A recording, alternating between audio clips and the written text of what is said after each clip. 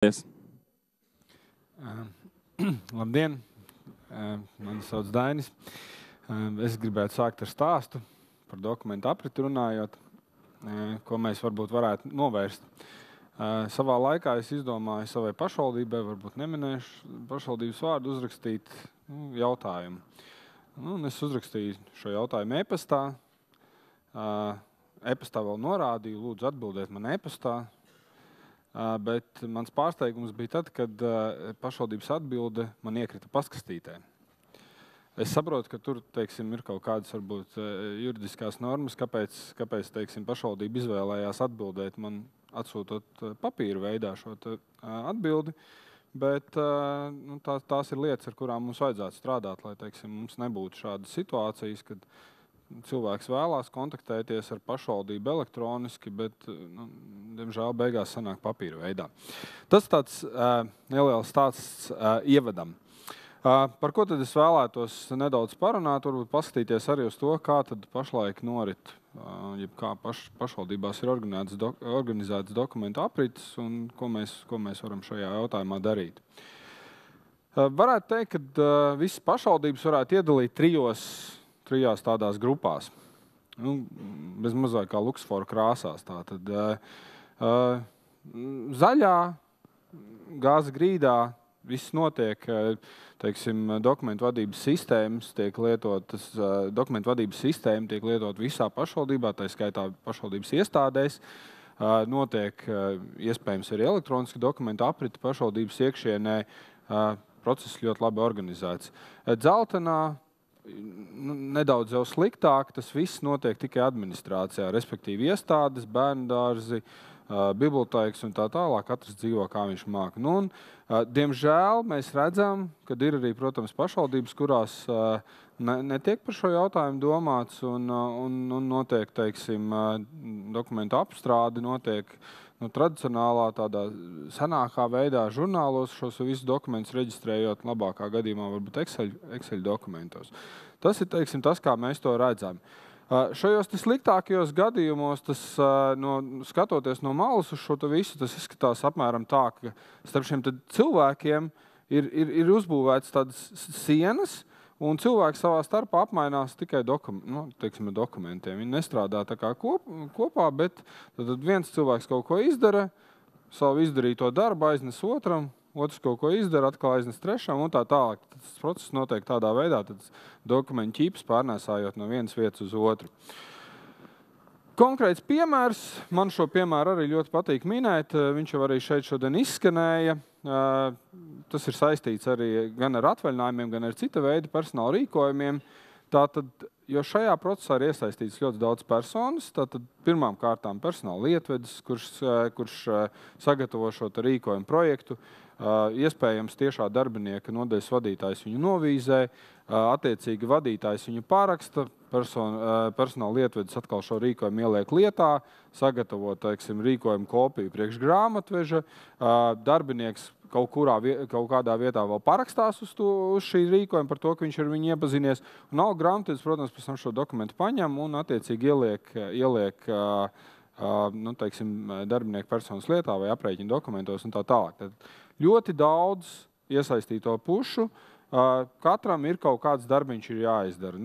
Tas ir tas, ko mēs teiksim, tādā vispārīgā veidā, par ko mēs runājot, mums vajadzētu šo procesu arī elektronizēt, iesaistot, protams, visas šīs personas šajā konkrētajā situācijā. Un, protams, ja mēs paskatāmies uz šo piemēru, tad ir tomēr būtiskas atšķirības tajā, vai mēs šo visu dokumentu apstrādājam papīra veidā, vai mēs šo visu darām izmantojot informācijas sistēmu atbalstu. It īpaši ņemot vērā šos apstākļus, ka ir, protams, pašvaldības, kas ir savos izmēros mazākas, kas ir lokālas, vienā ēkā, kas atrodas, bet tomēr paturot prātā to, ka ir lielāka izmēra pašvaldības, kuras atrodas fiziski atdalītas. Tas nozīmē, ka elektroniski mēs varam kaut ko arī visā šajā procesā uzlabot. Tad, kad mēs runājam par elektronisku dokumentu apriti, un bija šis zāles jautājums par to, cik no jums elektroniski aizpilda atvaļinājuma iesniegumus. Patiesībā mēs bijām pārsteigti, kad tās rokas bija ļoti daudzas. Tas ir pozitīvi, bet, ja, teiksim, jums tiktu uzdots jautājums, cik daudzi no jums šos datus aizpilda un neviens vairāk pašvaldībā šos datus nepārvada, tad es pieļauju, ka būtu salīdzinoši maz rokas. Jo tas, par ko mēs runājam, un tas varbūt ir tas stāsts arī, ko Zedziļkungs minēja par Rīgas scenāriju un Tallinas scenāriju. Neiet runa vienkārši par elektronisku dokumentu apriti. Runa ir par to, ka tie dati tiek ievadīti vienā vietā vienu reizi. Un pēc tam jau, teiksim, ceļo dati, un sākot ar šo te iesniegumu, kur cilvēks ir uzrakstījis datumu, no kura viņš ies, līdz kuram viņš ies atvaļinājumā, tātad šis te norādītais datuma intervāls arī aiziet līdz tam pašam algu grāmatvedim, un algu grāmatvedis vairs nepārvada no kaut kādas sistēmas citā sistēmā. Tātad tas ir tas mērķis, uz ko mēs gribam tiekties. Protams, ka šeit mēs runājam arī par elektronisku dokumentu saskaņošanu, tātad iekšējie procesi, attiecīgi viens cilvēks novīzē, otrs cilvēks novīzē, trešais cilvēks uzliek parakstu šim dokumentam. Protams, ir jādomā elektronizācijā par to, lai tiktu iesaistīts ik viens darbinieks. Un tas, es domāju, arī ir pietiekoši liels izaicinājums pašvaldībām. Tad, lai teiksim, kaut vai, ja mēs runājam par šo te iepazīšanos ar rīkojumiem, lai, teiksim, šo te iepazīšanos vai kaut kādas rezolūcijas izpildes vai darbības ar šiem dokumentiem varētu veikt pēc iespējas lielāks darbinieku skaits. Jo tikai tad, kad mēs tiešām šo procesu varēsim piemērot ļoti daudziem darbiniekiem pašvaldībā, tas strādās. Protams, ir jādomā par to, kā šos dokumentus uzglabāt, kur viņus uzglabāt, kā viņus arhivēt un tā tālāk. Un vēl viena tāda interesanta lieta ir, par ko arī ir vērts domāt. Tātad, lai šīs te elektroniskais dokuments, par ko mēs varbūt arī no virspuses skatoties neredzam, lai šis elektroniskais dokuments visā šajā te elektroniskajā apritē kaut kur glabātos tikai vienā vietā. Jo nav māksla atkal izveidot, teiksim, sistēmu, kur ļoti daudzās vietās beigās paliek šī te, pieņemsim, tur rīkojuma elektroniskā versija. Tas nozīmē, ka mums atkal kaut kādā veidā ļoti aug tas apstrādāto datu apjoms, kas mums ir jāuzkrāj. Ne tikai pašvaldības iekšienē mēs runājam par procesu elektronizāciju, un šeit šodien arī vēl šis jautājums tiks kustināts, tātad runājot par šo te e-rēķinu iesniegšanu, tas nozīmē, ka mēs izejam arī ārpus pašvaldības robežām. Tas nozīmē uzņēmējs, tas nozīmē iedzīvotājs, kurš varbūt sniedz kaut kādu pakalpojumu pašvaldībai. Tātad viņš arī var būt šajā elektroniskajā dokumentu apritē iekšā, un mēs arī viņu iesaistam, lai viņš varētu šos dokumentus iesniegt. Un tad arī šajā gadījumā mēs runājam par visu iesaistīto pušu, elektronisku iesaisti šī procesa organizēšanā. Un tad mūsu mērķis, protams, ir tikt vaļā no šī te papīra dokumenta konkrētā procesa izpildē. Ja mēs skatāmies, tad vispār par dokumentu vadības sistēmu, un es bieži kolēģiem, kur vairāk no lietvedības, teiksim, saprot, jautāju, kas ir tas stimuls, kāpēc vispār pašvaldībai domāt par lietvedības sistēmas vai dokumentu vadības sistēmas izmantošanu? Jo no vienas puses labi, viens ir elektronizācija, bet otrs, kas tad ir tas stimuls vispār par to domāt? Un tad es gribētu teikt, ka jā, ir pāris šie te pamat pilāri, teiksim, ka tad dokumentus ir nepieciešams reģistrēt. Ok, es to varu izdarīt žurnālā. Dokumentu izpildi nepieciešams kontrolēt. Tātad žurnāls jau šeit sāk palikt jau problemātisks. Excelis vēl ok. Tātad mēs skatāmies uz priekšu, mums būs e-adrese, mums ir dokumentu integrācijas vide, mums būs arhīvs un būs nepieciešamība arhivēt elektroniskos dokumentus. Un šeit jau sāk parādīties tie punkti, kas faktiski pasaka, ka ir jādomā par dokumentu vadības sistēmu, jo vienkārši, teiksim, ar sentāvu metodēm mēs šos darbus vairs neizpildīsim. Un, protams, teiksim, ir vēl viena lieta, par ko ir nepieciešams domāt, un tas ir tas, ko arī valsts kontrole savās revīzijās saka, ko vispār, teiksim, pašvaldību vadītājiem būtu nepieciešams darīt savā pašvaldības iekšienē, lai analizētu to, cik daudz, pieņemsim, konkrētajā pašvaldības punktā lietvedis dara vai tas konkrētais speciālists dara, tātad ir jābūt kaut kādai informācijai par to, cik daudz ir kaut kas caur viņu izgājis. Un tad atkal sistēma lietošana ļauj iedot šo informāciju par to, cik daudz mēs esam izdarījuši un ļauj analizēt šo procesu kopumā.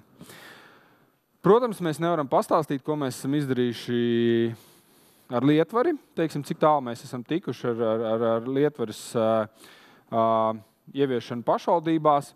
Es gribu teikt, ka mēs esam izdarījuši ļoti lielu darbu. Mēs nekad neesam tik tālu tikuši, tik salīdzinoši īsā laikā ar tik nozīmīgām informācijas sistēmām.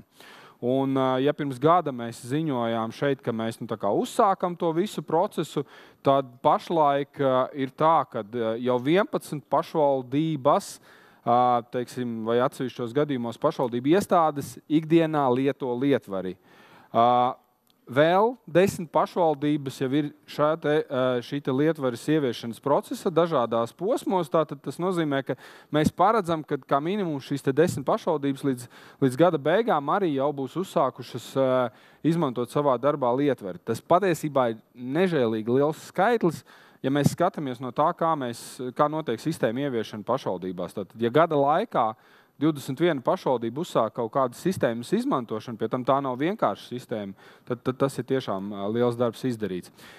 Pāris būtiskākās lietas par lietvaru, varbūt kāpēc mēs par viņu runājam un kāpēc mēs vispār, teiksim, sistēmas izstrādājam tā, kā mēs viņas izstrādājam. Tad pirmā lieta ir integrācija šajā vienotajā pašvaldības sistēmā. Un tas ir tas, kas varbūt bija šajā Daugavpils video redzams, kā tātad pamatdoma, darbinieks savā sociālās palīdzības sistēmā saņem, apstrādā cilvēku iesniegumu, ievada šos pamatdatus un ar vienas pogas palīdzību tātad viņš šo iesniegumu piereģistrē. Tas nozīmē, ka viņam nav nepieciešams iet iekšā lietvedības sistēmā, veikt, atkārtotas darbības šī dokumenta piereģistrēšanā. Protams, un šādi piemēri ir attiecībā arī ar citām funkcionalitātēm, kur mēs saprotam šo integrāciju. Ja mēs runājam par, tīri tehnoloģis, tad atkal lietvaras tas ir tas, kas ir kā pakalpojums, kas pašvaldībā ir ērts, jo tas ir mākoņu pakalpojums, tad pašvaldība izmanto šo kā servisu un nav jāuztraucās par to, kā tas strādās, vai tur disku vieta pietiks, vai tur pietiks jaudas apstrādes un tā tālāk. Protams, mēs ejam uz to, lai pēc iespējas vairāk lietotāji ar šo sistēmu strādāt, pēc iespējas lielāk būtu šīs sistēmas funkcionalitāte. Un ir viena lieta, ar ko mēs arī lepojamies, tad, kad mēs runājam par lietvedības sistēmas ieviešanu, tad tas, ka mēs palīdzam pašvaldībā arī tik galā ar šo metodoloģisko jautājumu pusi un varbūt dalīties ar to, kā citas pašvaldības šos procesus organizē, lai būtu kaut kāda šīs labās informācijas aprit. Nedaudz par skaitļiem. 100 000, tad pār pa 100 000 dokumentiem šīs 11 pašvaldības ir reģistrējušas 8 mēnešos. Un gandrīz 60% no šiem dokumentiem ir reģistrēti automātiski. Tātad, ja es runāju ja es tikai apskatos šo SOPAS gadījumu, es idejiski arī patīk parēķināt, tātad, ja šim sociālam darbiniekam dubultā būtu jāizdara viens darbs, tātad šī dokumenta piereģistrēšana, un tas, pieņemsim, aizņemtu 3 minūtes, tad tas, ko mēs esam ietaupījuši 2000 stundas šīm 11 pašvaldībām. Tas ir ļoti liels skaits, cik tika ietaupīts darbs, darbiniekiem, un tieši tā viņi var pievērsties savu citu darbu pienākumu veikšanai. Un tieši tāpatās ir arī ar citām sistēmām un citām integrācijām. Ja mēs nedaudz iezīmējam to, uz ko mēs ejam, un šeit ir daudz vadītāju klāt, tad nākošās lietas, kas tūlīt jau tiks klientiem piegādātas, tad ir integrācija starp grāmatvedību un lietvedību. Tātad tas nozīmē, ja lietvedis ir saņēmis vai vēlas piereģistrēt pašvaldības noslēgto saimniecisko līgumu, tad attiecīgi šie dati, lai viņi attiecīgi jau būtu iekšā arī grāmatvedībā, lai nebūtu šīs dubultās datu ievadīšanas. Līdzīgi ir stāsts par personāla daļu. Protams, mēs skatāmies uz e-adresi, protams, mēs skatāmies uz citām pašvaldības sistēmām, un galā mēs skatāmies uz to, lai iespējams nākotnē tā būtu mobilā lietotne, kas, teiksim, šim te darbiniekam, nu, teiksim tā, pašvaldības darbiniekam vienkāršajam, kuram vienīgais uzdevums ir apstrādāt kaut kādu dokumentu, pateikt iepazinos, vai arī pateikt, ka, teiksim, jā, ka viņš ir ar savu rīkojumu iepazinies, ka viņam varbūt varētu palīdzēt šī darba veikšanā konkrētā mobilā lietotne. Jā, ar to arī es vēlos teikt paldies par uzmanību. Jautājumu gadījumā jūs zinat, kur es nezinu, vai mums